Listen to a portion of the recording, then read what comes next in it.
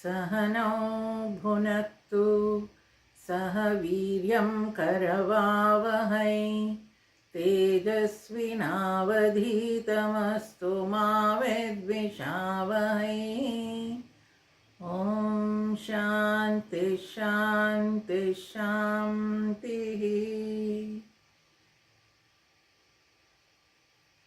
गुरुब्रह्मा गुरुविष्णु गुरुदेवो महेश्वरः गुरुसाक्षात् परब्रह्मा तस्मै श्री गुरवे नमः। तस्मै श्री गुरवे नमः। ಉಪದೇಶ ಸಾರ ರಮಣ ಮಹರ್ಷಿಗಳ ಉಪದೇಶ ಸಾರ ಒಂದು ಧ್ಯಾನ ಶ್ಲೋಕದಿಂದ ಪ್ರಾರಂಭ ಆಗುತ್ತೆ. ಆ ಧ್ಯಾನ ಶ್ಲೋಕವನ್ನು ಹೇಳಿ ಮುಂದೆ ಯಾವ ಶ್ಲೋಕವನ್ನು ನೋಡಬೇಕಿತ್ತು ಅನ್ನೋದನ್ನು ನೋಡೋಣ. ಓಂ ಶ್ರೀರಮಣಾಯ ನಮಃ. ಅಂತರ್ಯಶ್ಚ ಬಹಿರ್ವಿಧೂತತಿಮಿರಂ ಜ್ಯೋತಿರ್ಮಯಂ ಶಾಶ್ವತಂ ಸ್ಥಾನಂ ಪ್ರಾಪ್ಯ ವಿರಾಜತೆ ವಿನಮತಾಂ ಅಜ್ಞಾನಮುನ್ಮೂಲಯನ್ ಪಶ್ಯನ್ ವಿಶ್ವಮಪೀದಮುಲ್ಲಸತಿ ಯೋ ವಿಶ್ವಸ್ಯ ಪಾರೇ ಪರಃ ತಸ್ಮೈ ಶ್ರೀರಮಣಾಯ ಲೋಕಗುರವೇ ಶೋಕಸ್ಯ ಹಂತ್ರೇ ನಮಃ. ತಸ್ಮೈ ಶ್ರೀರಮಣಾಯ ಲೋಕಗುರವೇ ಶೋಕಸ್ಯ ಹಂತ್ರೇ ನಮಃ. ಒಳ್ಳೆಯದು. 30 ಶ್ಲೋಕಗಳು ಇರುವಂತಹ ಈ ಒಂದು ಪುಟ್ಟ ಕೃತಿ, ರಮಣ ಮಹರ್ಷಿಗಳ ಕೃತಿ, ಅತ್ಯಂತ ಶ್ರೇಷ್ಠವಾದ ಕೃತಿ. ಸಾಧಕರು ಈ ಉಪದೇಶ ಸಾರದ ಅಧ್ಯಯನವನ್ನು ಮಾಡಬೇಕು ಅಂತ ಎಲ್ಲ ಮಹಾತ್ಮರು ಹೇಳ್ತಾರೆ. ನಾವು ಒಂದು 15 ಶ್ಲೋಕಗಳನ್ನು ನೋಡಿದ್ವಿ. ಇನ್ನೊಂದು ಸಲ ಅದರದ್ದೊಂದು ರೀಕ್ಯಾಪ್ ಅಂತ ಮಾಡೋದಾದರೆ, 1 ಮತ್ತು 2ನೇ ಶ್ಲೋಕದಲ್ಲಿ ನಾವು ನೋಡಿದ್ದೇನು, ಕರ್ಮದ ನಿರರ್ಥಕತೆ. ಅಂದರೆ ಕರ್ಮ ಈಸ್ ಲಿಮಿಟೆಡ್. ಬರೀ ಕರ್ಮ ಮಾಡೋದ್ರಿಂದ ನಮಗೆ ಆ ಆತ್ಯಂತಿಕ ಸುಖ ಸಿಗಲಿಕ್ಕೆ ಸಾಧ್ಯ ಇಲ್ಲವೇ ಇಲ್ಲ. ಯಾಕೆ? ಕರ್ಮದ ಫಲ 2 ಲಿಮಿಟೆಡ್ ಅಂತ. ಹಾಗಾದರೆ ಕರ್ಮ ಮಾಡೋದೇ ಬೇಡವಾ? ಇಲ್ಲ, ಮಾಡಬೇಕು. ಹೇಗೆ ಮಾಡಬೇಕು? 3ನೇ ಶ್ಲೋಕದಲ್ಲಿ ಹೇಳ್ತಾರೆ, ಕರ್ಮಯೋಗ ಮಾಡು ಅಂತ. ಕರ್ಮಯೋಗ ಯಾತಕ್ಕೆ ಮಾಡಬೇಕು? ಚಿತ್ತಶುದ್ಧಿಗೋಸ್ಕರ, ಮನಸ್ಸಿನ ಪ್ರಶಾಂತತೆಗೋಸ್ಕರ ಕರ್ಮಯೋಗವನ್ನು ಮಾಡಬೇಕು ಅಂತ ಹೇಳಿದ್ದಾರೆ. ಆ ಮನಸ್ಸನ್ನು ಹಿಡಿದಿಟ್ಕೊಳ್ಳೋದು ಹೇಗೆ? ಅದಷ್ಟು ಸುಲಭ ಅಲ್ಲ. ಕರ್ಮಯೋಗ ಮಾಡ್ತಾ ಇದ್ದರೂ ಕೂಡ ಅದಷ್ಟು ಸುಲಭ ಅಲ್ಲ ಅನ್ನೋದು ಗೊತ್ತಾದ ಮೇಲೆ ಏನು ಹೇಳ್ತಾರೆ, 4, 5, 6, 7, 8, 9, 4ರಿಂದ 9ನೇ ಶ್ಲೋಕದವರೆಗೂ ಅವರು ಪೂಜನಂ, ಜಪ, ಚಿಂತನಂ ಬಗ್ಗೆ ಹೇಳ್ತಾರೆ. ಪೂಜೆ, ಜಪ ಮತ್ತು ಚಿಂತನೆ, ಭಗವಂತನ ಚಿಂತನೆ ಹೇಗೆ ಮಾಡಬೇಕು ಅಂತ. 10ನೇ ಶ್ಲೋಕದಲ್ಲಿ ಏನು ಹೇಳಿದ್ರು? ಕರ್ಮಯೋಗ, ಭಕ್ತಿಯೋಗ ಮತ್ತು ಜ್ಞಾನಯೋಗಗಳ ಉದ್ದೇಶ ಏನು? ಅದೆಲ್ಲವೂ ಚಿತ್ತ ಶಾಂತಿಗಾಗೆ ಅಂತ ಹೇಳಿದ್ರು. ಮುಂದೆ ನಾವು ನೋಡಿದ ಶ್ಲೋಕಗಳು 11ನೇ ಶ್ಲೋಕದಿಂದ 15ನೇ ಶ್ಲೋಕದಲ್ಲಿ ಏನು ಹೇಳಿದ್ರು?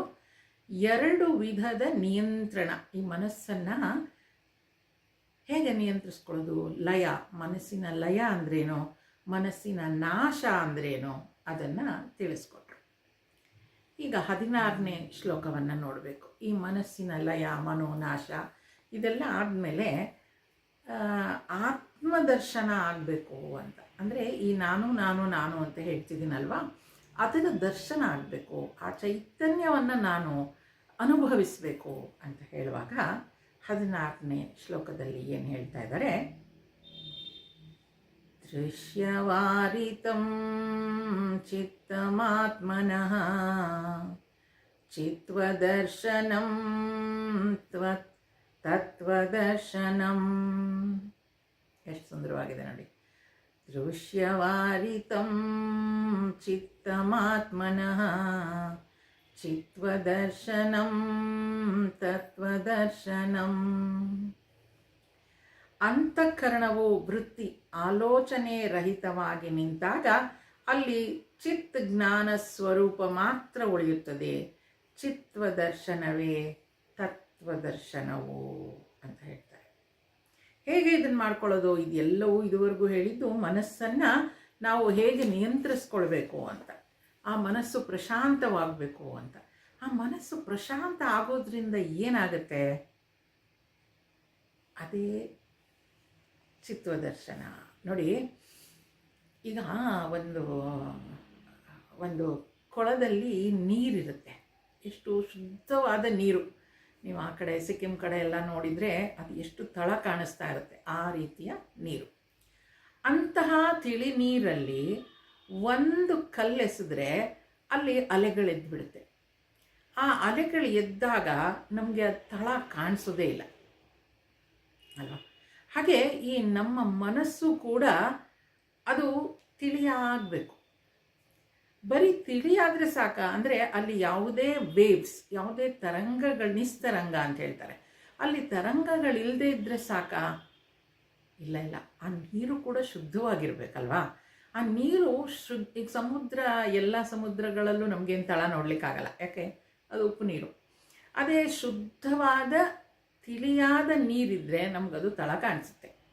ಹಾಗೆ ಈ ಅಂತಃಕರಣ ಶುದ್ಧಿ ಆದರೆ, ಅಂತಃಕರಣವು ವೃತ್ತಿ ಆಲೋಚನಾರಹಿತವಾದರೆ, ಈ ಅಂತಃಕರಣದಲ್ಲಿ ಅಂತಂದರೆ ಇಲ್ಲಿ ಯಾವುದೇ ರೀತಿಯ ಅಲೆಗಳಿಲ್ಲ, ಯಾವುದೇ ವಿಚಾರಗಳಿಲ್ಲ, ಪ್ರಶಾಂತವಾಗಿದೆ. ಅದನ್ನೇ ನಾವು ನೋಡಿದ್ದು, ಮನಸ್ಸಿನ ಲಯ ಮತ್ತು ಮನಸ್ಸಿನ ನಾಶ. ಯಾವಾಗ ಆ ಜ್ಞಾನ ಕೊಟ್ಟು ಆ ಮನಸ್ಸನ್ನು ನಾಶ ಮಾಡಿಬಿಡ್ತೀವೋ, ನಾಶ ಅಂತಂದರೆ ಅದೇನೋ ಕೆಟ್ಟ ಶಬ್ದ ಅನ್ನೋ ಥರ ಅಲ್ಲ, ಆ ಮನಸ್ಸು ನಾಶ ಅಂದರೆ ಅದು ಬೇರೆ ಎಲ್ಲೂ ಹೋಗ್ತಾನೆ ಇಲ್ಲ, ಮನಸ್ಸು ಅಷ್ಟು ಪ್ರಶಾಂತವಾಗಿದೆ ಅಂತ. ಅದು ಆಲೋಚನೆ ರಹಿತವಾಗಿದೆ. ಅಲ್ಲಿ ಆಲೋಚನಾ ರಹಿತ ಆಗ್ಲಿಕ್ಕೆ ಸಾಧ್ಯ ನಮ್ಮ ಮನಸ್ಸು ಇಲ್ಲ. ಆ ಮನಸ್ಸಿನ ಪ್ರಕೃತಿ ಸ್ವಭಾವವೇ ಆಲೋಚನೆಗಳು. ಹಾಗಾದರೆ ಅದಕ್ಕೇನು ಮಾಡೋದು? ಒಂದು ರೀತಿಯ ಆಲೋಚನೆಯನ್ನು ಕೊಡ್ಬೋದು ನಾವು. ಎಲ್ಲೆಲ್ಲೋ ಹರಿದಾಡೋ ಮನಸ್ಸನ್ನು ಒಂದು ಕಡೆಗೆ ನಾವು ಡೈರೆಕ್ಟ್ ಮಾಡ್ಬೋದು ಅಷ್ಟೇ. ಅದನ್ನೇ ಇಲ್ಲಿ ಶುದ್ಧ ಅಂತ ಹೇಳೋದು. ಆಲೋಚನಾ ರಹಿತ ಅಂತಂದರೆ ಇದು ಏಕಮುಖವಾಗಿರುವಂಥದ್ದು, ಅಂದರೆ ಭಗವಂತನನ್ನೇ ಯೋಚಿಸ್ತಾ ಇರುವಂತಹ ಮನಸ್ಸು.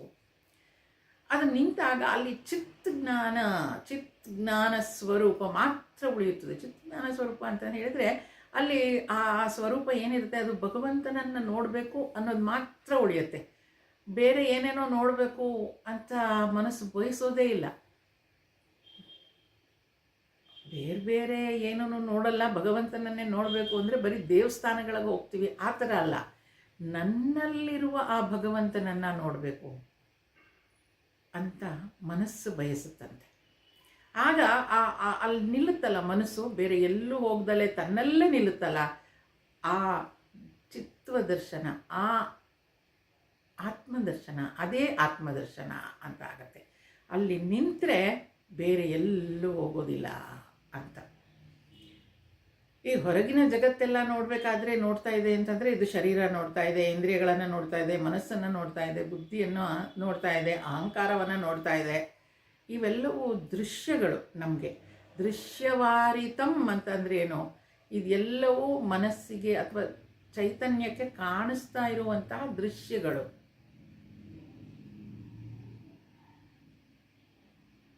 ಈ ಹೊರಗಿನ ದೃಶ್ಯಗಳನ್ನು ನೋಡೋದು ಬಿಟ್ಟು ಯಾವಾಗ ಮನಸ್ಸು ಒಳಗೆ ಅಲ್ಲಿ ಬೆಳಗ್ತಾ ಇರುವ ಚೈತನ್ಯದ ಕಡೆ ಹೋಗುತ್ತೋ ಅದೇ ಆತ್ಮದರ್ಶನ. ಅದು ಹೊರಗಡೆ ಹೋಗ್ತಾ ಇರುವಂತಹ ಮನಸ್ಸು ಪ್ರಶಾಂತವಾಗಿ, ತಿಳಿಯಾಗಿ, ಶುದ್ಧವಾಗಿ ಒಳಗಡೆ ನೋಡ್ಲಿಕ್ಕೆ ಶುರು ಮಾಡಿದ್ರೆ ಅಲ್ಲೇ ದರ್ಶನ ಆಗುತ್ತೆ. ನೋಡಿ, ನಾ ಹೇಳಿದೆ ಅಲ್ವಾ, ಈಗ ತಿಳಿಯಾದ ಒಂದು ಕೊಳ ಇದೆ, ಅಲ್ಲಿ ನಾನು ಆ ತಳವನ್ನು ನೋಡಬೇಕು ಅಂತಂದರೆ ನಾನು ಅಲ್ಲಿ ಹೋಗಿ ಮುಟ್ಟಬೇಕು ಆ ಥರ ಎಲ್ಲ ಏನಿಲ್ಲ. ಆ ಕೊಳ ತಿಳಿಯಾದರೆ ಸಾಕು. ಕೊಳ ತಿಳಿಯಾಗಬೇಕು, ಅಲ್ಲಿ ಏನು ಅಲೆಗಳಿರಬಾರ್ದು, ಮತ್ತು ಶುದ್ಧವಾಗಿದ್ದರೆ ಸಾಕು, ತಳ ತಾನಾಗೆ ಕಾಣಿಸ್ಕೊಳುತ್ತೆ. ಹಾಗೆ ಇಲ್ಲಿ ಆತ್ಮದರ್ಶನ ಕೂಡ ಅದನ್ನೇ ಆತ್ಮ ಸಾಕ್ಷಾತ್ಕಾರ ಅಂತ ಹೇಳೋದು. ಆ ಆತ್ಮ ತತ್ವದರ್ಶನ ಆತ್ಮದರ್ಶನ ಎರಡೂ ಒಂದೇ ಅಂತ. ಆ ಆತ್ಮನನ್ನು ನಾವು ನೋಡೋದೇ ಅಲ್ಲಿ ನಿಂತಾಗ ಅತ್ಯಂತಿಕ ಸುಖದ ಅನುಭವ ಆಗತ್ತೆ ಅಂತ ಹೇಳ್ತಾರೆ. ಇದನ್ನೇ ಏನು ಹೇಳ್ತಾರೆ, ಮನಸ್ಸು ಬುದ್ಧಿ ಒಳಗೆ ನಿಲ್ಲೋದು ಬಹಳ ಅಗತ್ಯ, ಅದು ಒಳಗಡೆ ನಿಂತ್ಕೊಳ್ಬೇಕು ಅಂತ ಹೇಳ್ತಾರೆ. ಹಾಗಾದರೆ ಮತ್ತೆ ರಮಣ ಮಹರ್ಷಿಗಳಿಗೂ ಅನಿಸಿರಬೇಕು, ಮುಂದಿನ 2 ಶ್ಲೋಕಗಳಲ್ಲಿ ಏನು ಹೇಳ್ತಾರೆ ನೋಡಿ, ಈ ಮನಸ್ಸಂದರೆ ಏನು ಮತ್ತು ಈ ಅಹಂಕಾರ ಅಂದರೆ ಏನು ಅನ್ನೋದನ್ನು ಮುಂದಿನ 2 ಶ್ಲೋಕಗಳಲ್ಲಿ ಹೇಳ್ತಾರೆ. ನೋಡೋಣ, 17 ಮತ್ತು 18. ಮಾನಸಂತು ಕಿಂ ಮಾರ್ಗಣೇ ಕೃತೆ ನೈವ ಮಾನಸಂ ಮಾರ್ಗ ಆರ್ಜವಾ ವೃತ್ತಯಸ್ವಹಂ ವೃತ್ತಿಮಾಶ್ರಿತಾಃ ವೃತ್ತಯೋ ಮನೋ ವಿದ್ಯಹಂ ಮನಃ. ಮಾನಸಂತು ಕಿಂ, ಮನಸ್ಸೆಂದರೇನು ಎಂದು ವಿಚಾರ ಮಾಡಲು ಹೊರಟರೆ ಮನಸ್ಸೇ ಇಲ್ಲವಾಗುವುದು. ಏಕೆಂದರೆ ಮನಸ್ಸನ್ನು ಹಿಡಿಯುವ ನೇರವಾದ ಮಾರ್ಗ ಈ ವಿಚಾರವಾದುದರಿಂದ. ಈಗ ಎಷ್ಟು ರಮಣ ಮಹರ್ಷಿಗಳು ಸುಂದರವಾಗಿ ಹೇಳ್ತಾರೆ ನೋಡಿ. ಈಗ ಈ ಮನಸ್ಸು ಅಂದ್ರೇನು ಅಂತ ಯೋಚನೆ ಮಾಡಬೇಕಾದ್ರೆ ಅದಕ್ಕೆ ಮನಸ್ಸೇ ಬೇಕು ನಮಗೆ. ಆ ಮನಸ್ಸಿನ ಮೂಲಕವೇ ನಾವು ಆ ಮನಸ್ಸು ಏನು ಅಂತ ತಿಳ್ಕೊಳ್ಳೋಕೆ ಸಾಧ್ಯ. ಹೇಗಪ್ಪ ಅಂತಂದರೆ, ಈಗ ಮನಸ್ಸು ಮಾಡದೇ ಇದ್ದರೆ ಆ ಮನಸ್ಸು ಏನು ಅಂತ ತಿಳ್ಕೊಳ್ಳೋದಕ್ಕೆ ಸಾಧ್ಯನೇ ಇಲ್ಲ. ಸ್ವಾಮೀಜಿಯವರು ಅದಕ್ಕೊಂದು ಸುಂದರವಾದ ಮಾತು ಹೇಳ್ತಾರೆ, ಕಳ್ಳನೇ ಕಳ್ಳನನ್ನು ಹುಡುಕೋದು ಅಂತ. ಯಾರೋ ಒಬ್ಬ ಹೊಸದಾಗಿ ಪೊಲೀಸ್ ಇನ್ಸ್ಪೆಕ್ಟರ್ ಬಂದಿರ್ತಾನಂತೆ, ಅವನು ಇಲ್ಲಿ ಒಬ್ಬ ಕಳ್ಳ ತಪ್ಪಿಸ್ಕೊಂಡಿದ್ದಾನೆ, ಅವನನ್ನು ಹುಡುಕ್ಬೇಕು ಅಂತ ಹೋಗ್ತಾನಂತೆ. ಆಗ ಯಾರೋ ಒಬ್ಬ ಜೆಂಟ್ಲ್ಮ್ಯಾನ್ ಬಂದು, ಹೌದಾ ನಾನು ತೋರಿಸ್ತೀನಿ ಬನ್ನಿ ಅಂತ ಊರಲ್ಲೆಲ್ಲ ಕರ್ಕೊಂಡು ಹೋಗ್ತಾನೆ. ಎಲ್ಲ ಕರ್ಕೊಂಡು ಹೋದಾಗ ಎಲ್ಲಿ ಕೇಳಿದ್ರು ಬಂದಿದ್ದ ಅವನು ಅಂತ ಹೇಳಿದ್ರೆ, ಹೌದು ಬಂದಿದ್ದ, ಈಗಷ್ಟೇ ಹೋದ. ಹೋಟೆಲಿಗೆ ಬಂದಿದ್ನಾ? ಹೌದು ಬಂದಿದ್ದ, ಈಗಷ್ಟೇ ಹೋದ.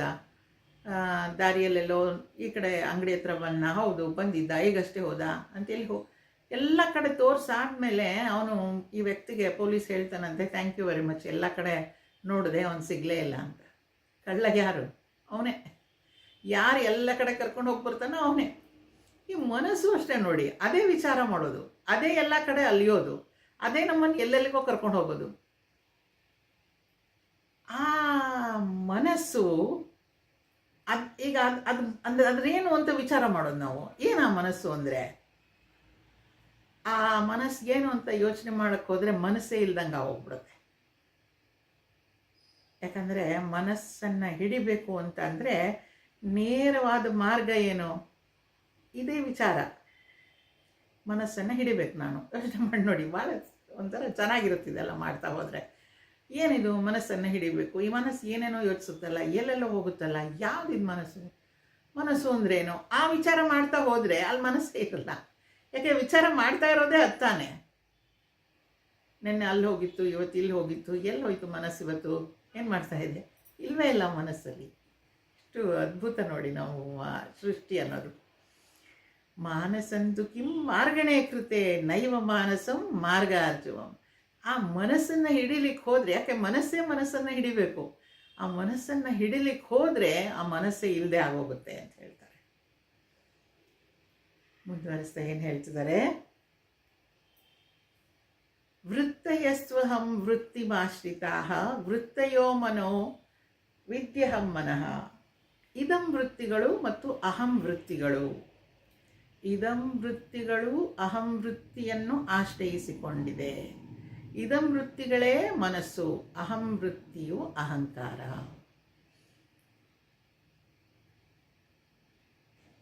ಈಗ ಮನಸ್ಸೇ ನಮ್ಮ ಶತ್ರು, ಮನಸ್ಸೇ ನಮ್ಮ ಮಿತ್ರ ಅಂತ ಭಗವದ್ಗೀತೆಯಲ್ಲೆಲ್ಲ ಓದ್ತೀವಿ ನಾವು. ಆ ಮನಸ್ಸಿನಿಂದಲೇ ನಾವು ಎಲ್ಲವನ್ನು ಮಾಡಲಿಕ್ಕೆ ಸಾಧ್ಯ ಇರೋದು. ನೀವು ಕೇಳಿರ್ಬೇಕು, ಹಿರಿಯರೆಲ್ಲ ಹೇಳ್ತಿದ್ರಲ್ವ, ಮನಸ್ಸು ಮಾಡು ಅಂತ. ಮನಸ್ಸು ಮಾಡು, ನಿನ್ನ ಕೈಲಾಗುತ್ತೆ. ಅಲ್ಲ, ಇದೆಲ್ಲ ಓದು ಆಮೇಲೆ ನಿನ್ಗೆ ಇಲ್ಲ ಇಲ್ಲ, ಮನಸ್ಸು ಮಾಡು ಆಗುತ್ತೆ. ನಾನು ಓದಬೇಕು ಅಂತ ಮನಸ್ಸು ಮಾಡು. ನಾವು ಹೊರಗಡೆ ಹೋಗೋದಿಲ್ಲ ಅಂತ ಮನಸ್ಸು ಮಾಡು. ಮನಸ್ಸು ಮಾಡು ಅಂತ ಹೇಳಿ ಎಷ್ಟು ಸಲ ಕೇಳಿದ್ದೀವಲ್ವ.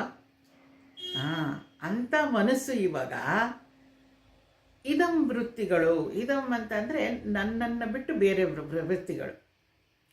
ಇದು ನನ್ನ ಸ್ನೇಹಿತೆ, ಇದು ಮಾರ್ಕೆಟು, ಇದು ಹಣ, ಇದು ಇದು ಇದಂ ವೃತ್ತಿಗಳದೆಲ್ಲ. ಅಹಂ ವೃತ್ತಿ ಅಂತ ಹೇಳುವಾಗ ನಾನು ನಾನು ನಾನು ಅಂತ. ನಾನು ಚೆನ್ನಾಗಿದ್ದೀನಿ, ನಾನು ಓದ್ತೀನಿ, ನಾನು ಓದ್ಕೊಂಡಿದ್ದೀನಿ, ನಾನು ಹೊರಗಡೆ ಹೋಗ್ತೀನಿ, ಇದೆಲ್ಲ ನನ್ನ ವೃತ್ತಿಗಳು. ಇದಂ ವೃತ್ತಿ ಅಂದರೆ ಇದಲ್ಲಿದೆ, ಇದು ಚೆನ್ನಾಗಿದೆ, ಇಂಥ ಸ್ಥಳದಲ್ಲಿ ನಾನು ಹೋಗಬೇಕು. ಎರಡು ರೀತಿಯ ವೃತ್ತಿಗಳು. ಒಂದು ಪ್ರಪಂಚ ವಿಚಾರಗಳ ಬಗ್ಗೆ ವಿಚಾರಗಳು ಬರುತ್ತೆ, ಇನ್ನೊಂದು ನನ್ನ ಬಗ್ಗೆ ವಿಚಾರ ಬರುತ್ತೆ. ಹಾಗಾದರೆ ಈ ಅಹಂಕಾರ ಏನದು? ನಾನು ನಾನು ನಾನು ಅಂತ ಹೇಳ್ಕೊಳ್ತೀನಲ್ವಾ, ಈ ನಿಜವಾದ ನಾನು ಯಾರೋ? ಈಗ ಆ ಮನಸ್ಸನ್ನು ಹಿಡಿದಿಟ್ಕೊಂಡ್ರೆ ಅದು ನಾನು ಯಾರು ಅಂತ ಗೊತ್ತಾಗುತ್ತೆ. ಎರಡು ರೀತಿಯ ವೃತ್ತಿಗಳಂತೂ ಗೊತ್ತಾಗಿದೆ. ಎರಡು ರೀತಿಯ ವಿಚಾರಗಳು ನಮ್ಮಲ್ಲಿ ಬರುವಂಥದ್ದು. ಒಂದು ನನ್ನ ಬಗ್ಗೆ ವಿಚಾರ, ಇನ್ನೊಂದು ಬೇರೆಯವ್ರ ಬಗ್ಗೆ ವಿಚಾರ. ಎರಡೇ ಥರ ಬರೋದು. ಅದಕ್ಕೆ ಬಿಟ್ಟು ಮೂರನೇ ಥರ ಬರಲಿಕ್ಕೆ ಸಾಧ್ಯನೇ ಇಲ್ಲ. ಒಂದು ನನ್ನ ಬಗ್ಗೆ ನಾನು ಮಾತನಾಡ್ಕೊಳ್ಬೋದು, ಇಲ್ಲ ನನ್ನ ಬಿಟ್ಟು ಬೇರೆಯವ್ರ ಬಗ್ಗೆ, ವಸ್ತುಗಳ ಬಗ್ಗೆ, ವ್ಯಕ್ತಿಗಳ ಬಗ್ಗೆ ನಾನು ಮಾತಾಡ್ಬೋದು. ಅದನ್ನು ಇದಂ ವೃತ್ತಿ ಅಂತ ಹೇಳ್ತಾರೆ. ಬೇರೆಯವ್ರ ಬಗ್ಗೆನೂ ನಮ್ಮಲ್ಲಿ ವಿಚಾರಗಳು ಬರ್ತಾ ಇರುತ್ತೆ, ನನ್ನ ಬಗ್ಗೆನೂ ನನಗೆ ವಿಚಾರಗಳು ಬರ್ತಾನೇ ಇರುತ್ತೆ. ಸೂಕ್ಷ್ಮವಾಗಿ ಅದನ್ನು ಗಮನಿಸ್ತಾ ಹೋದರೆ ಇದಂ ವೃತ್ತಿ ಯಾವುದು, ಅದಂ ವೃತ್ತಿ ಯಾವುದು ಅಂತ ಗೊತ್ತಾಗತ್ತೆ. ಈಗ ಇದಂ ವೃತ್ತಿನ ನಾನು ಕಡಿಮೆ ಮಾಡ್ಕೊಳ್ತಾ ಹೋಗ್ಬೋದು, ಗೊತ್ತಾಗ್ತಾ ಇದೆ ನನಗೆ ಇದೆಲ್ಲವೂ ಬೇರೆ ಬೇರೆ ವಿಚಾರಗಳು ಅಂಥೇಳಿ. ಅಹಂ ವೃತ್ತಿಯನ್ನು ಹೇಗೆ ಗೆಲ್ಲೋದು, ಅದನ್ನು ಮುಂದಿನ 2-3 ಶ್ಲೋಕಗಳಲ್ಲಿ ಹೇಳ್ತಾರೆ. ಆ ಮನಸ್ಸಂದ್ರೇನು, ಅಹಂ ವೃತ್ತಿ. ಈಗ ಅಹಂ ವೃತ್ತಿ 2 ಥರ ವೃತ್ತಿ ಆಯ್ತಲ್ವ, ಗೊತ್ತಾಯ್ತದು. ಈಗ ಇದಂ ವೃತ್ತಿಯನ್ನು ಹೇಗಾದರೂ ಮಾಡಿ ಗೊತ್ತಾಗ್ತಾ ಇದೆ ನನಗೆ, ಬಿಡ್ಬೋದು. ಆದರೆ ಈ ಅಹಂ ವೃತ್ತಿ, ನಾನು ಅನ್ನೋ ಅಹಂಕಾರ ಹೇಗೆ ಬಂತು, ಅದನ್ನು 19ನೇ ಶ್ಲೋಕದಲ್ಲಿ ಹೇಳ್ತಾರೆ. ಅಹಮಯಂಕುತೋ ಭವತಿ ಚಿನ್ವತಃ ಐಪತತ್ಯಹಂ ನಿಜ ವಿಚಾರಣಂ. ಈ ನಾನು ನಾನು ನಾನು ಅಂತ ಹೇಳ್ತಿದ್ದೀನಲ್ಲ, ಈ ಅಹಂಕಾರದ ಉತ್ಪತ್ತಿ ಸ್ಥಾನ ಎಲ್ಲಿಂದ ಹುಟ್ಟುತ್ತಿದ್ದು ಎಂದು ವಿಚಾರ ಮಾಡಲು ಆ ಅಹಂಕಾರವೇ ನಾಶವಾಗುತ್ತದೆ. ಇದೇ ಆತ್ಮನನ್ನು ಸೇರುವ ನಿಜವಾದ ಮಾರ್ಗ.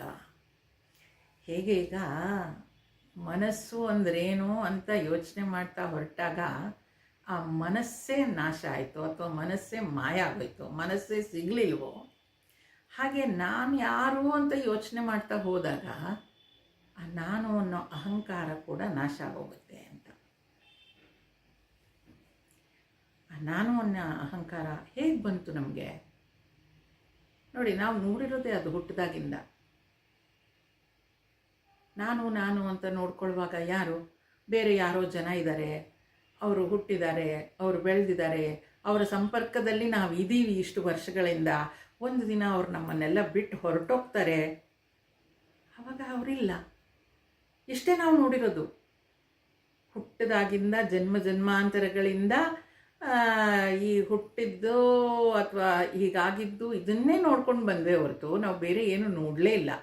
ಹಾಗಾಗಿ ಅದನ್ನೇ ನಾನು ಅಂತ ಅಂದ್ಕೊಂಡ್ಬಿಟ್ಟಿದ್ದೀವಿ, ಅದೇ ನಾನು ಅಂತ ನಿರ್ಧಾರ ಮಾಡಿಬಿಟ್ಟಿದ್ದೀವಿ. ತಪ್ಪಿಲ್ಲ, ಯಾಕೆ ನಾವು ನೋಡಿದ್ದದೇ. ಅದಕ್ಕಿಂತ ಮೀರಿದ್ದೇನಾದರೂ ಇದೆ ಅಂತ ನಮಗೆ ಗೊತ್ತೇ ಆಗಲಿಲ್ಲ ಅಲ್ವಾ. ಎಲ್ಲರೂ ನಾವು ನೋಡಿರೋದು ಅದನ್ನೇ.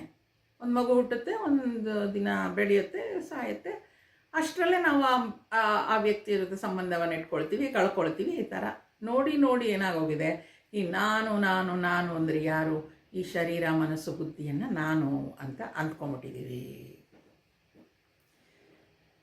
ಆದರೆ ನಾವು ಅದನ್ನು ಯೋಚನೆ ಮಾಡಲಿಲ್ಲ. ಈ ನಾನು ಅಂತ ನಿಜವಾಗ್ಲೂ ನಾನು ಈ ಶರೀರ ಮನಸ್ಸು ಬುದ್ಧಿಗೆ ಹೇಳ್ತಿದ್ದೀನಲ್ಲ, ಸರಿನಾ ಅದು? ಅದರ ಉತ್ಪತ್ತಿ ಎಲ್ಲಿಂದ ಆಯಿತು? ಎಲ್ಲರೂ ನಾನು ನಾನು ಅಂತಲೇ ಹೇಳ್ತಾರಲ್ಲ, ಹೇಗೆ ಸಾಧ್ಯ ಅದು? ಈ ವಿಚಾರ ನಾವು ಮಾಡಲೇ ಇಲ್ಲ. ಎಷ್ಟು ಅದ್ಭುತ ನೋಡಿ ಇದು. ಇದು ಮನೋಲಯಕ್ಕಿಂತ ಒಂದು ಹೆಜ್ಜೆ ಮುಂದೆ ಹೋಗೋದು. ಮನೋಲಯ, ಮನೋನಾಶ ಎಲ್ಲ ಮಾಡಿದ್ವಲ್ವ, ಕೇಳಿದ್ವಲ್ವ, ಅದಕ್ಕಿಂತ ಒಂಚೂರು ಮುಂದೆ ಹೋಗೋದು. ಈ ನಾನು ನಾನು ಯಾರಿದು ನಾನು ನಾನು ಅಂತ ಹೇಳ್ತೀನಿ ನೋಡಿ. ಹುಟ್ಟಿದ ಮಗು ಕೂಡ ನಾನು ಅಂತಲೇ ಹೇಳೋದು. ಅದು ಇಷ್ಟು ಬೆಳೆದು 20-25 ವರ್ಷ ಆದಾಗಲೂ ಹೇಳೋದು ನಾನು ಅಂತಾನೆ. ಅಲ್ಲಿ ಹೇಳೋ ನಾನು ಬದಲಾಗಲಿಲ್ಲ, ಶರೀರ ಮಾತ್ರ ಬದಲಾಯಿತು. ಮಗು ಇದ್ದಾಗ ಅದು ಒಂದು 2, 2.5, 3, 4 kg ಇತ್ತು. ಬೆಳೀತಾ ಬೆಳೀತಾ ಬೆಳೀತಾ 15-20 kg ಆಯಿತು. ಹಾಗೆ ಬೆಳೀತಾ ಹೋದ ಹಾಗೆ ಬಾಲ್ಯದಲ್ಲಾಗಲಿ, ಯೌವನದಲ್ಲಾಗಲಿ, ಮುಪ್ಪಿನಲ್ಲಾಗಲಿ ಅದು ನಾನು ಅನ್ನೋದು ಬದಲಾಗಲೇ ಇಲ್ಲ. ಬದಲಾಗಿದ್ದೇನೋ ಶರೀರ. ಆ ನಾನು ಅನ್ನೋದು ಚಿಕ್ಕ ವಯಸ್ಸಿನಲ್ಲಿರುವಾಗ ಅದು ಮಗು ಇತ್ತು, ಆಮೇಲೆ ಬೆಳೆದಾಗ ಪ್ರೌಢಾವಸ್ಥೆಯಲ್ಲಿತ್ತು, ಆಮೇಲೆ ಮುಪ್ಪು, ಆಮೇಲೆ ಸಾವು. ಆ ನಾನು ಅನ್ನೋದು ಬದಲಾಗಲೇ ಇಲ್ಲ. ಹಾಗೆ ಆ ಮನಸ್ಸು ಬದಲಾಯಿತು. ಆ ನಾನು ಮಾತ್ರ ಹಾಗೆ ಇತ್ತು, ಅದರ ಮನಸ್ಸು ಬದಲಾಯಿತು, ಅದರ ಬುದ್ಧಿ ಬದಲಾಯಿತು. ಆ ನಾನು ಅನ್ನೋದು ಬದಲಾಗಲೇ ಇಲ್ಲ. ಹಾಗಾದರೆ ಈ ನಾನು ನಾನು ಅಂತ ಹೇಳ್ಕೊಂಡನಲ್ಲ, ಯಾರು ಅವಾಗ ನಾನು? ಆ ನಾನು ಅಂತ ಹೇಳ್ಕೊಳ್ಳುವಾಗ ಬದಲಾಗದೇ ಇರೋದು ಏನೋ ಇರಬೇಕಲ್ವಾ? ಇಲ್ಲದೇ ಇದ್ದರೆ ಆ ನಾನು ಅನ್ನೋದು ಚಿಕ್ಕದಾಗಿದ್ದಾಗ ಚಿಕ್ಕ ನಾನು, ದೊಡ್ಡದಾಗಿದ್ದಾಗ ದೊಡ್ಡ, ಆ ಥರ ಆಗಲೇ ಇಲ್ಲ ಅಲ್ವಾ? ನಾನು ನಾನು ಅಂತ ಯಾವುದನ್ನು ಹೇಳ್ಕೊಳ್ತಾ ಇದ್ದೀನಿ? ಹಾಗಾದರೆ ಆ ಚಿಕ್ಕ ಮಗುವಿದ್ದಾಗಲೂ ನಾನು ಅಂತ ಹೇಳ್ಕೊಳ್ಳೋದಾಗಿದ್ದರೆ ಅದೇ ನಾನಾಗಿರ್ಬೇಕು, ಅದು ಬದಲಾದಾಗ ಬೇರೆ ಆಗಬೇಕಾಗಿತ್ತು. ಆಗಲೇ ಇಲ್ಲ ಅಲ್ವಾ? ಆ ನಾನು ಅದೇ ಉಳ್ಕೊಂಡಿದೆ. ಈ ರೀತಿಯಾಗಿ ನಾವು ಯೋಚನೆ ಮಾಡಲಿಲ್ಲ. ಯಾರನ್ನು ನಾನು ಅಂತ ಇರೋದು? ಈ ಶರೀರವನ್ನು ನಾನು ಅಂತಿದ್ದೀನಾ? ಇಲ್ಲ. ಯಾಕೆ? ಅದು ಬದಲಾಗಿದೆ. ಈ ಬುದ್ಧಿಯನ್ನು ನಾನು ಅಂತ ಹೇಳ್ತಿದ್ದೀನಾ? ಮನಸ್ಸನ್ನು ನಾನು ಅಂತ ಹೇಳ್ತಿದ್ದೀನಾ? ಇಲ್ಲ, ಅದು ಎಲ್ಲವೂ ಬದಲಾಗಿದೆ. ಹಾಗಾದರೆ ಈ ನಾನು ಅಂದರೆ ಯಾರು? ನನ್ನಲ್ಲಿ ಬೆಳಗ್ತಾ ಇರುವ ಚೈತನ್ಯ ಶಕ್ತಿ. ಈ ಪ್ರಶ್ನೆಯನ್ನು ನಾವು ಯಾವಾಗಲೂ ಕೇಳ್ಕೊಳ್ಳೇ ಇಲ್ಲ.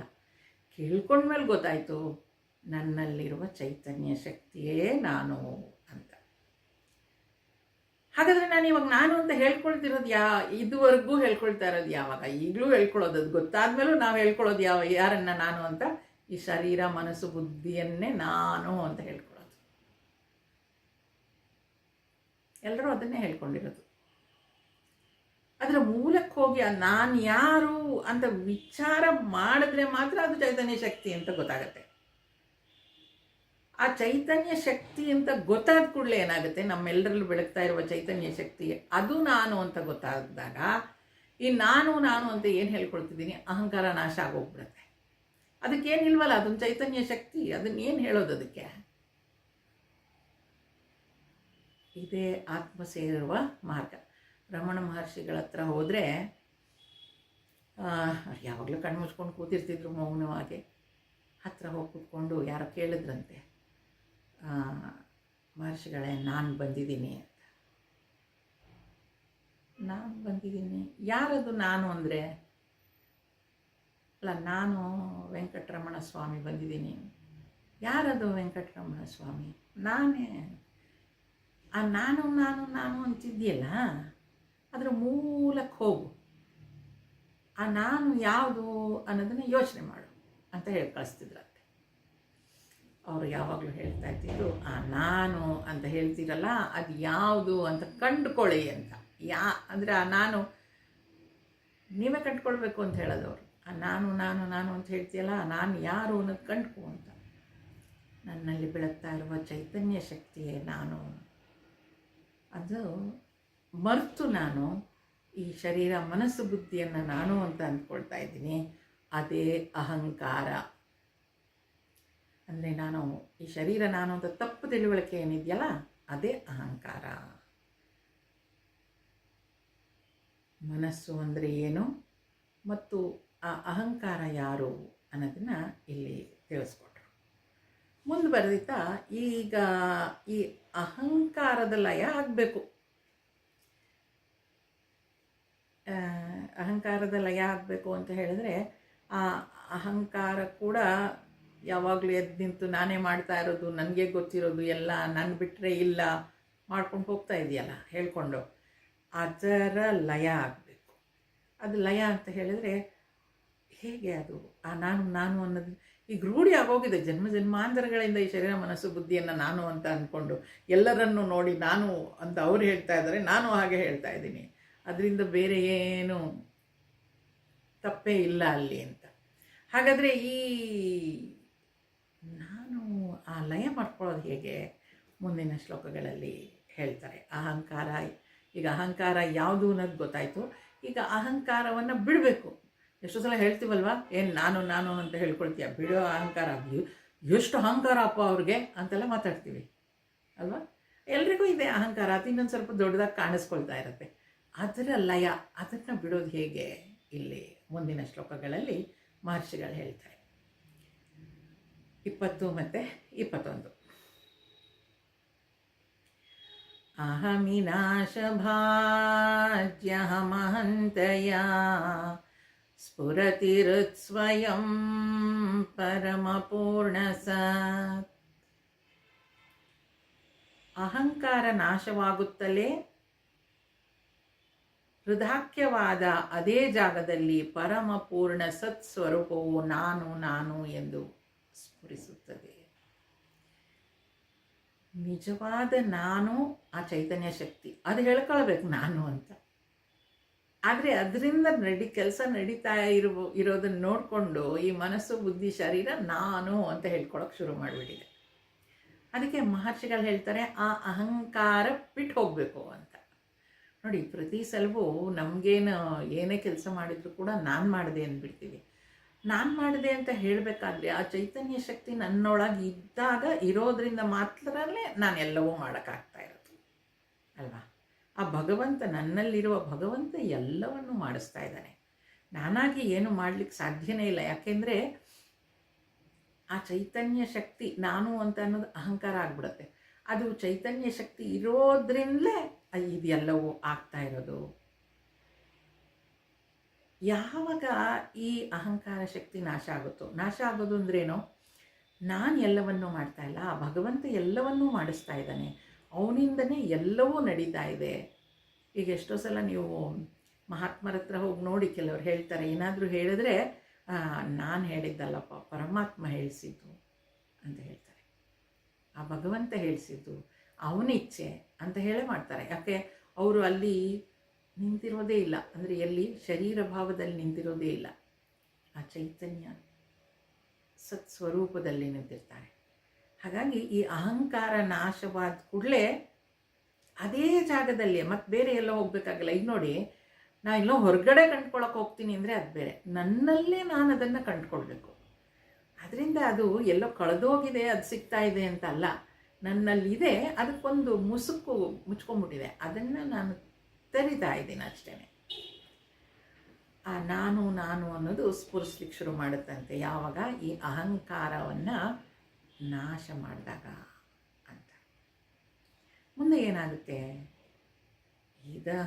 ಇದಮಹಂ ಪದಾಭಿಕ್ಯಮನ್ಮಹಂ ಅಹಮಿಲೀನಕೇಪ್ಯಲಯ ಸತ್ತಯ. ನಾನು ಅನ್ನುವಂಥದ್ದು ಸತ್ಸ್ವರೂಪವು ಮತ್ತು ಲಯರಹಿತವಾದದ್ದು. ಪ್ರತಿದಿನದ ನಿದ್ದೆಯಲ್ಲಿ ಅಹಂಕಾರವು ಲಯವಾದಾಗಲೂ ಈ ನಾನು ಇದ್ದೇ ಇರುತ್ತದೆ. ನೋಡಿ, ಎಚ್ಚರದಲ್ಲಿ ಮಾತ್ರ ನಾನು ನಾನು ಅಂತ ಹೇಳ್ಕೊಳಕ್ಕೆ ಸಾಧ್ಯ ಇರೋದು. ಎಚ್ಚರದಲ್ಲಿ ನಾನು ಎದ್ದಿದ್ದೇನೆ, ನಾನು ಆ ಕೆಲಸ ಮಾಡ್ತೀನಿ, ನಾನು ಊಟ ಮಾಡಿದೆ, ನಾನು ಶಾಪಿಂಗ್ ಹೋದೆ, ನಾನು ಕೆಲಸ ಮಾಡಿದೆ, ಏನು ಬೇಕಾದರೂ ಹೇಳ್ಕೊಳ್ತಾ ಹೋಗ್ಬೋದು ನಾನು ನಾನು ಅಂತ. ಆ ಅಹಂಕಾರ ಎಚ್ಚರದಲ್ಲಿ ಮಾತ್ರ ಇರೋದು. ಆ ನಿದ್ರೆಯಲ್ಲಿ ನೋಡಿ ಎಷ್ಟು ಅದ್ಭುತ ಅಂದರೆ, ನಾನು ನಿದ್ದೆ ಮಾಡ್ತಿದ್ದೀನಿ ಅಂತ ಯಾರೂ ಹೇಳೋಕ್ಕಾಗಲ್ಲ. ಹಂಗೆ ಯಾರಾದರೂ ಹೇಳಿದ್ರೆ ಅವ್ರು ನಿದ್ದೆ ಮಾಡ್ತಾ ಇಲ್ಲ ಅಂತ. ನಾನು ನಿದ್ದೆ ಮಾಡ್ತಾ ಇದ್ದೀನಿ, ಮಲಗಿದ್ದೀನಿ ಅಂತ ಹೇಳ್ಬೋದು, ಆದರೆ ನಿದ್ರೆ ಮಾಡ್ತಾ ಇದ್ದೀನಿ ಇಲ್ಲ. ಆ ನಿದ್ದೆ ಮಾಡ್ತಾ ಇದ್ದಾಗ ಈ ಅಹಂಕಾರ ಲಯ ಆಗೋಗ್ಬಿಡುತ್ತೆ, ಅಲ್ಲಿ ಅಹಂಕಾರ ಇಲ್ಲ. ಅಲ್ಲಿ ಸ್ಫುರಿಸೋದೇನು, ಆ ಚೈತನ್ಯ ಶಕ್ತಿ ಆವಾಗಲೂ ಇದೆ. ಎಷ್ಟು ಸುಂದರ ನೋಡಿ, ಚೈತನ್ಯ ಶಕ್ತಿ ಆವಾಗಿದೆ, ಅಲ್ಲಿ ನಾನು ಅನ್ನೋ ಅಹಂಕಾರ ಇಲ್ಲ. ಶರೀರ ಮನಸ್ಸು ಬುದ್ಧಿ ಅನ್ನೋದು ಬೆಳಗ್ತಾ ಇದೆ, ಆದರೆ ಅಲ್ಲಿ ಅಂದರೆ ನಾನು ಅಂತ ಹೇಳ್ಕೊಳ್ಳೋ ಶಕ್ತಿ ಅಲ್ಲಿಲ್ಲ.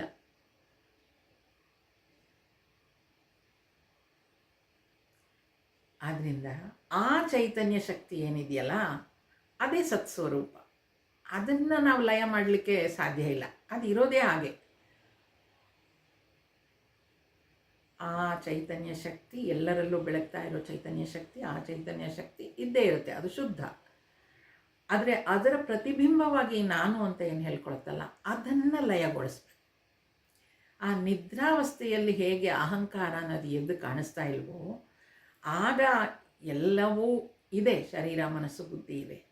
ಆ ರೀತಿಯಲ್ಲಿ ಎಚ್ಚರದಲ್ಲಿ ಆ ಅನುಭವ ಆಗೋದಾದರೆ ಅದೇ ಪರಮ ಸುಖ. ನಿದ್ರೆ ಎಲ್ಲರಿಗೂ ಎಂಥ ಸುಖವನ್ನು ಕೊಟ್ಟಿರುತ್ತೆ ಗೊತ್ತಿದೆ ಅಲ್ವಾ?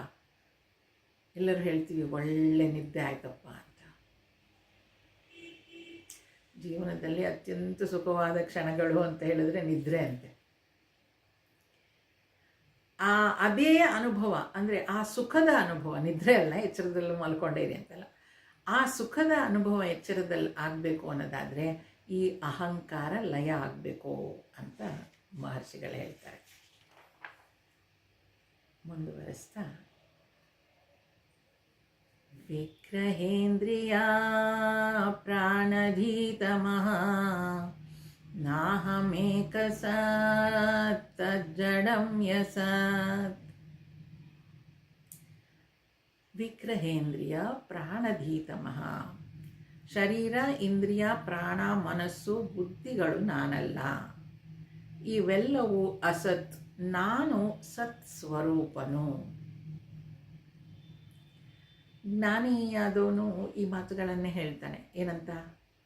ಶರೀರ ನಾನಲ್ಲ, ಇಂದ್ರಿಯ ಪ್ರಾಣ ಮನಸ್ಸು ಬುದ್ಧಿ ನಾನಲ್ಲ. ಯಾಕಿದು ನಾನಲ್ಲ? ಇವೆಲ್ಲವೂ ಬದಲಾಗ್ತಾ ಇದೆ. ನೋಡಿ, ಇಲ್ಲಿ ಎರಡು ಶಬ್ದಗಳನ್ನು ಇಲ್ಲಿ ಉಪಯೋಗಿಸ್ತಾರೆ, ಅಸತ್ ಮತ್ತು ಸತ್ ಸ್ವರೂಪ ಅಂತ. ಅಸತ್ ಸ್ವರೂಪ ಅಂತಂದ್ರೇನು? ಯಾವುದು ಬದಲಾಗುತ್ತೋ, ಟ್ರುತ್ ಅಂತ ಹೇಳ್ತೀವಲ್ವಾ, ಹಾಗೆ ಅದು ಟ್ರುತ್ ಅಂದರೆ ಸತ್ ಸ್ವರೂಪ. ಸತ್ ಅಂದರೆ ಸತ್ಯ ಆಧ್ಯಾತ್ಮದಲ್ಲಿ. ಅಸತ್ ಅಂತ ಅಂದರೆ ಸತ್ಯ ಅಲ್ಲದೆ ಇರೋದು ಅಂತ. ಈಗ ಟ್ರುತ್ ಕೂಡ ನೋಡಿ, ನಾವು ಸತ್ಯ ಏನು ಅಂತ ಹೇಳಿದ್ರೆ that which was the same in the past, present and future. ಯಾವುದು ಭೂತ ಭವಿಷ್ಯ ವರ್ತಮಾನದಲ್ಲಿ ಬದಲಾಗಲೇ ಇಲ್ವೋ ಅದನ್ನು ಸತ್ ಅಂತ ಹೇಳ್ತೀವಿ. ಡೆಫಿನೇಷನ್ ಆಫ್ ಟ್ರುತ್ ಅದನ್ನೇ ಹೇಳೋದಲ್ವಾ, ಎಲ್ಲ ಕಡೆ ಸತ್ಯವನ್ನೇ ಹೇಳ್ತೇನೆ ಅಂತ ಹೇಳುವಾಗೇನು, ನಿನ್ನೆ ಏನು ಹೇಳಿದ್ದೆ ಅದನ್ನೇ ಇವತ್ತು ಹೇಳು, ಇವತ್ತೇನು ಹೇಳ್ತಿದ್ಯಾ ನಾಳೆನೂ ಅದನ್ನೇ ಹೇಳಬೇಕು, ಅದು ಸತ್ಯ. ಇಲ್ಲ ಬದಲಾಯಿಸ್ತಾ ಇದ್ದರೆ ಅದು ಸತ್ಯ ಅಲ್ಲ. ನೆನ್ನೆ ಒಂದು ಹೇಳಿದ್ರು ಇವತ್ತೊಂದು ಹೇಳಿದ್ರು, ಬರೀ ಸುಳ್ಳು ಹೇಳ್ತಾರೆ ಅಂತ ಅಂದ್ಕೊಂಡ್ಬಿಡ್ತೀವಲ್ವಾ. ಹಾಗೆ ಇಲ್ಲಿ ಸತ್ ಅಂತ ಹೇಳುವಾಗ ಯಾವುದು ಬದಲಾಗೋದಿಲ್ವೋ ಅದನ್ನು ಸತ್ ಅಂತ ಹೇಳ್ತೀವಿ. ಅಸತ್ ಅಂದರೆ ಯಾವುದು ಬದಲಾಗ್ತಾ ಇದೆಯೋ, ಕ್ಷಣ ಕ್ಷಣಕ್ಕೂ ಬದಲಾಗ್ತಾ ಇದೆಯೋ ಅದನ್ನು ಅಸತ್ ಅಂತ ಹೇಳ್ತೀವಿ. ನೋಡಿ, ಈಗ ನಮ್ಮನ್ನೇ ನಾವು ನೋಡಿಕೊಂಡ್ರೆ ಶರೀರ ಬದಲಾಯ್ತಲ್ವಾ, ಹುಟ್ಟದಾಗಿಂದ ತಿಂದು ತಿಂದು ತಿಂದು ತಿಂದು ಇವಾಗ ಇಷ್ಟು ದೊಡ್ಡದಾಗಿದೆ, ಇಷ್ಟು ಎತ್ತರ ಬೆಳೆದಿದೆ. ಇನ್ನು ಮುಂದೆ ಎತ್ತರ ಇನ್ನೇನಾಗಲ್ಲ, ಈ ಕಡೆ ದಪ್ಪ ಆಗಬೇಕಷ್ಟೆ. ಬೆಳೀತಾ ಇದೆ, ಬೆಳೆದಿದೆ ಅಂದರೆ ಬದಲಾವಣೆಗೊಳಗಾಗಿದೆ ಶರೀರ. ಇಂದ್ರಿಯಗಳು ಅದು ಕೂಡ ಬದಲಾಗಿದೆ ಅಲ್ವಾ, ಅದರ ಸೈಜ್ ಆಕಾರ ಎಲ್ಲವೂ ಬದಲಾಗಿದೆ. ಮನಸ್ಸು ಸಾಕಷ್ಟು ಬದಲಾಗಿದೆ. ಬುದ್ಧಿ, ಚಿಕ್ಕ ವಯಸ್ಸಿನ ಮಗುವಿಗಿದ್ದ ಬುದ್ಧಿನೇ ಈಗಲೂ ಇದೆ ಅಂತ ಅಂದರೆ ನಿವಾನ್ಸಿಗೆ ಕರ್ಕೊಂಡೋಗಿ ಹಾಕ್ಬಿಡ್ತಾರೆ ಅಲ್ವಾ. ಬುದ್ಧಿ ಕೂಡ ಬೆಳೆದಿದೆ. ಅಂದರೆ ಇದೆಲ್ಲವೂ ಬದಲಾಗಿದೆ. ಇದು ಯಾವುದು ನಾನಲ್ಲ. ಯಾಕೆ? ಇದೆಲ್ಲವೂ ಅಸತ್. ಯಾವುದು ಬದಲಾಗ್ತಾ ಇದೆಯೋ ಅದು ಎಲ್ಲವೂ ಅಸತ್. ಇದು ನಾವು ಸಾಧಕರಾದವರು ಚಂದದಲ್ಲಿ ಅರ್ಥ ಮಾಡ್ಕೊಳ್ಬೇಕು ನಾವು. ಯಾಕೆ ಅಂದರೆ ಸಾಧನೆಯಲ್ಲಿ ನಾವು ನೋಡಿದ್ದೀವಿ, ವಿವೇಕ ವೈರಾಗ್ಯ ಷಟ್ ಸಂಪತ್ತಿ ಮೋಕ್ಷತ್ವ ಅಂತ ಸಾಧನಾ ಚತುಷ್ಟಯಗಳಲ್ಲಿ ವಿವೇಕ ನಮಗಿರಬೇಕು. ಸತ್ ಪದಾರ್ಥ ಯಾವುದು, ಅಸತ್ ಪದಾರ್ಥ ಯಾವುದು ಅಂತ. ಯಾವಾಗ ಇದನ್ನು ನಾವು ಅಸತ್ ಪದಾರ್ಥ ಮತ್ತು ಸತ್ ಪದಾರ್ಥ ಅಂತ ನಾವು ಬೇರೆ ಮಾಡಲಿಕ್ಕಾಗುತ್ತೋ, ಅಸತ್ ಪದಾರ್ಥಗಳ ಬಗ್ಗೆ ಅಥವಾ ಅಸತ್ ವಸ್ತುಗಳ ಬಗ್ಗೆ ಅಥವಾ ಅಸತ್ತಿನ ಬಗ್ಗೆ ನಮಗೆ ವೈರಾಗ್ಯ ಮೂಡಬೇಕು. ಸತ್ ಪದಾರ್ಥದ ಬಗ್ಗೆ ನಮಗೆ ಆಸಕ್ತಿ ಮೂಡಬೇಕು, ಹೆಚ್ಚೆಚ್ಚು ಅದ್ರ ಕಡೆ ಹೋಗಬೇಕು. ನೋಡಿ, ಈಗ ಶರೀರ ಇಂದ್ರಿಯ ಮನಸ್ಸು ಪ್ರಾಣ ಬುದ್ಧಿ ಇವೆಲ್ಲವೂ ಅಸತ್ ಅಂತ ಹೇಳುವಾಗ, ಅದು ಬದಲಾಗ್ತಿದೆ ಅಂತ ಹೇಳುವಾಗ ಅದ್ರ ಬಗ್ಗೆ ವೈರಾಗ್ಯ ನಾವು ಬೆಳೆಸ್ಕೊಳ್ಳೋದು ನಮಗೆ ಸುಖವನ್ನು ಕೊಡುತ್ತೆ ಅಷ್ಟೆ, ಬೇರೆಯವ್ರಿಗೇನೋ ಆಗುತ್ತೆ ಅಂತಲ್ಲ. ಶರೀರ ಬೆಳೀತಾ ಇದೆ, ಬದಲಾಗ್ತಾ ಇದೆ, ಹಣ್ಣಾಗ್ತಾ ಇದೆ, ಅದರಲ್ಲಿ ನೋವು ಬೇನೆಗಳು ಕಾಣಿಸ್ಕೊಳ್ತಾ ಇದೆ ಅಂದರೆ ಅದು ಬದಲಾಗುವಂಥದ್ದೇ. ಅದಕ್ಕೆ ವೈರಾಗ್ಯ ಬರ್ಬೇಕು ನಮಗೆ. ಅದು ಇರೋದೇ ಹಾಗೆ, ಅದ್ರ ಬಗ್ಗೆ ದೊಡ್ಡ ಕಥೆ ಏನು ಹೇಳೋದು ನಾವು? ನಮ್ಮ ಮನಸ್ಸೇ ಇಷ್ಟೊಂದು ಬದಲಾಗ್ತಾ ಇರುವಾಗ ಬೇರೆಯವ್ರ ಮನಸ್ಸು ಬದಲಾಗೋದಿಲ್ವಾ?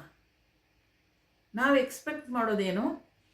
ಆ ಬದಲಾಗ್ತಾ ಇರೋ ವಸ್ತುವಿನಲ್ಲಿ ಬದಲಾಗದೇ ಇರುವಂತಹ ರಿಯಾಕ್ಷನ್ ನಾವು ಎಕ್ಸ್ಪೆಕ್ಟ್ ಮಾಡ್ತೀವಿ. ಅದಕ್ಕೆ ದುಃಖ ಆಗುತ್ತೆ. ಬೇರೆಯವರು ಬದಲಾಗಬಾರ್ದು. ಎಷ್ಟು ಚೆನ್ನಾಗೇ ಇದ್ದರು, ಎಷ್ಟು ಚೆನ್ನಾಗಿ ಮಾತನಾಡ್ತಾ ಇದ್ದರು,